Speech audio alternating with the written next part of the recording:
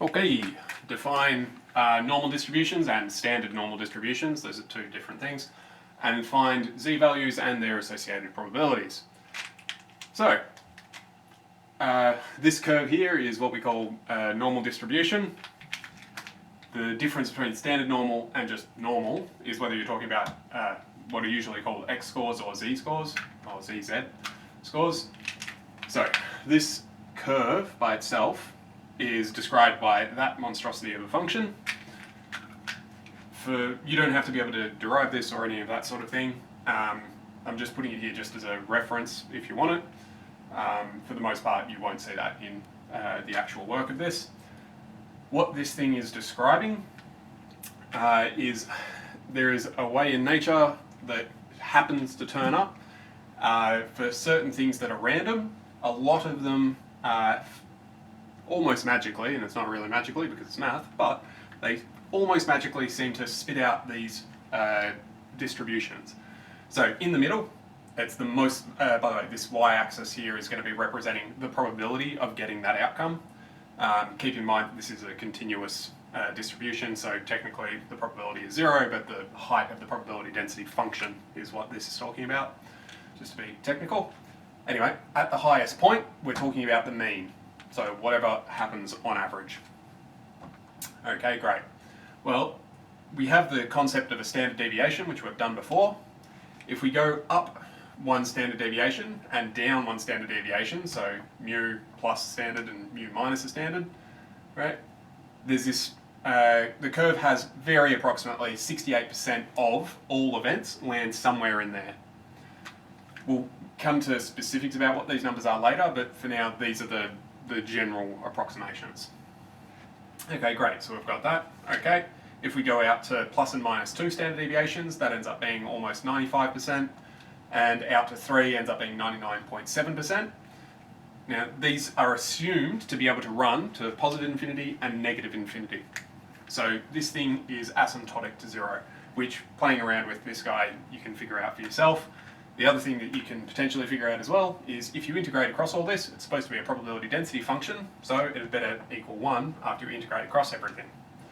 Now, in reality, a lot of these things aren't going to go to positive and negative infinity, they'll go to 0 or up to some limiting factor, but they can be very well approximated by these normal distributions. Okay, great. So what's the difference between an x-score and a z-score? X-score is if you're measuring an actual variable. So something that you might measure might be height. So there's an average height, most people are very close to that average height, and then there's progressively less and less people the further away you go from that height. Obviously you can't have a negative height, so clearly there's at least some lower limit to this. Presumably you can't have an infinite height either, so there's presumably an upper limit to this as well, but it's pretty well approximated by a normal distribution. So if we're measuring height, then x would be measuring the meters or centimeters or whatever else have you of the person.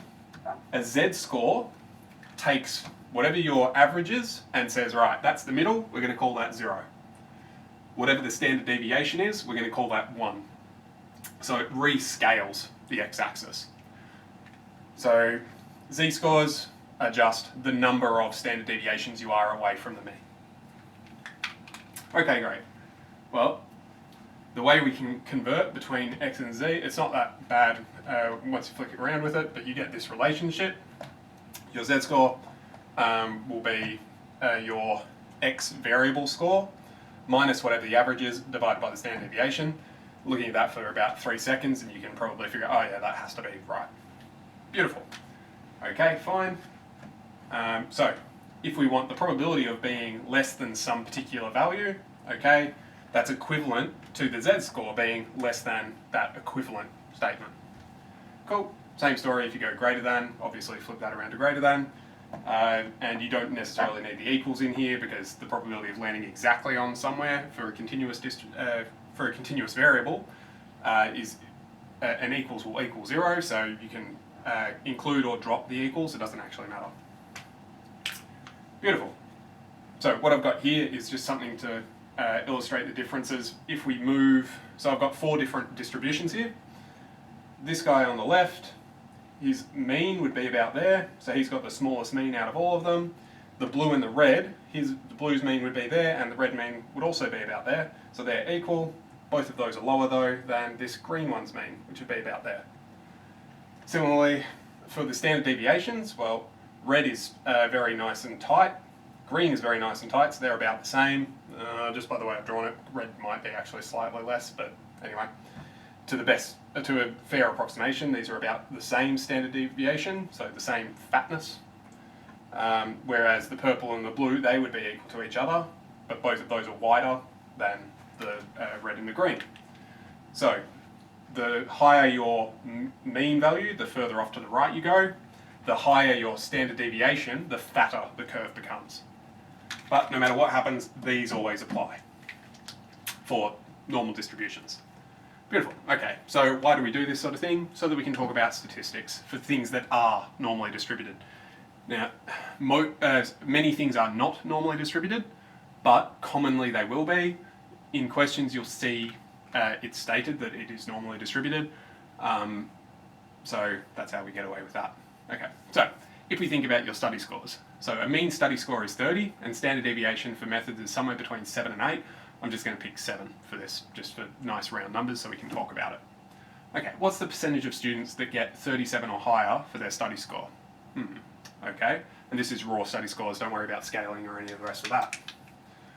Okay, well, that would mean I could draw this distribution, and I highly recommend, until you can do everything in your head anyway, we'll draw that. So that's our normal distribution, okay?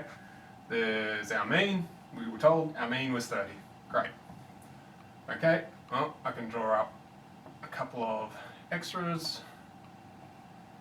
Just to be clear, these should all be the same width, which may or may not happen. These things should be perfectly symmetric. It's a little bit off because I'm drawing by hand, but I'm pretty sure you'll forgive me on that one. Our standard deviation, remembering each gap of these bars is one standard deviation. Our standard deviation was 7, so this is 37, whatever we've got, 44. And this would be, what, 51. Going backwards, 23, 16, 9. Okay. Well, we want to know what's the percentage of students that get 37 or higher. Okay, so what we want is that area there. Alright, well, if we go back to what we knew from here, 68 was between plus and minus 1 standard deviation. So this whole area was 68. I'm going to drop the percents for now just for simplicity. So this gap here, this is symmetric, so this must be 34. Cool. Well, the whole thing is symmetric, so this left side and this right side, they must be 50% each. So this whole side must be 16%. So this guy is 16%, roughly. Beautiful. Okay. What percentage get at least 23%? Okay. Well, 23% would be here, at least 23, so we're talking about that position. Alright, well, I know that this is 34, which I might as well write in red. So I've got 34 plus the entire right side, so the entire right side would be 50, plus another 34 is 84. Where am I going to write this? We'll write it over here. Cool, so roughly 84%. Fantastic. Alright, how many positive standard deviations is a score of 40 equivalent to? Wait, why have I put 40? I didn't want 40 on this. Sorry, I wanted 44. No, I do want 40, sorry, I've just remembered why I put that question in. Good job. So, how many standard deviations is that score? Well, it's not exactly an integer multiple. So, we're going to have to use this equation here. So, we've got, alright, our z-score, or z-score, will equal our x-score, which we've just been told is 40, minus our mean score, which was 30, divided by our standard deviation, which was 7. So we end up with 10 over 7. So that would be plus 10 sevenths of a standard deviation. Or in other words, our z-score is 10 on 7. So that's what that's asking about. For the most part, in these part A and B, you'll just be asked basic questions about this sort of thing. You'll either be asked for exact multiples that happen to turn up in the areas in here, and as always, if you draw a picture, you'll be able to figure out how much each area is worth, so it's pretty straightforward. Technically, there are 4th, 5th, 6th standard deviations as well, and there are values associated to that, but the 68, 95, 99.7 approximations will serve you for the vast majority of anything that can be asked. We'll be a little bit more precise about that later. If you get any questions that aren't exactly on those multiples, it'll just be asking for a z-score. It won't be asking for a probability yet. That's next time. Cool. If you've got any troubles at all, do email. Otherwise, cheerio.